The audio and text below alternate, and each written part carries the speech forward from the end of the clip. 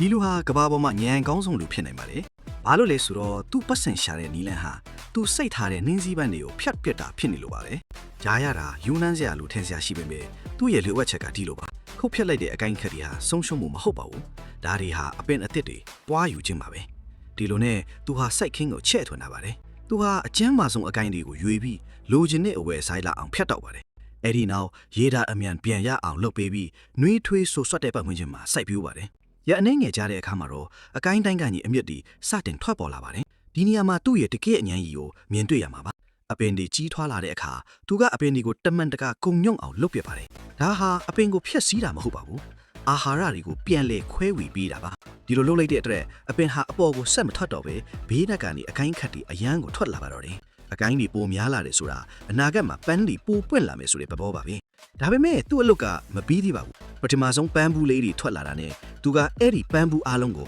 ညှက်ထုတ်လိုက်ပါတယ်။လူအတော်များများကတော့သူ့ကိုယူနေပြီလို့ထင်ကြမှာပါ။ဒါပေမဲ့သူတီးထားတာကအစောပိုင်းမှာပွင့်တဲ့ပန်းတွေဟာအချီးနှီးပါပဲ။ဒါကြောင့်အဲ့ဒီအပင်ရဲ့စွမ်းအားလုံးကိုအမျက်နဲ့အပင်ခန္ဓာကုတီဆောင်မှုစီပြန်လည်ရောက်ရှိသွားအောင်လှုပ်ဆောင်တာဖြစ်ပါတယ်။ဒီလိုနဲ့တကယ်တမ်းပန်းတွေဖူးပွင့်လာတဲ့အချိန်ရောက်တဲ့အခါပန်းပွင့်တိုင်းဟာပုံမကြီးမားပြီးပုံမထူထဲကတန်ဖိုးပိုများလာပါတယ်။သူဟာနှင်းစီးပန်းတွေကိုရိုးရိုးရှင်းရှင်းစိုက်ပျိုးနေတာမဟုတ်ပါဘူး။သူဟာအပင်တပင်ကနေငွေတွေအများကြီးရှားဖွေနိုင်တဲ့စနစ်တစ်ခုကိုတည်ဆောက်နေတာပဲဖြစ်ပါတယ်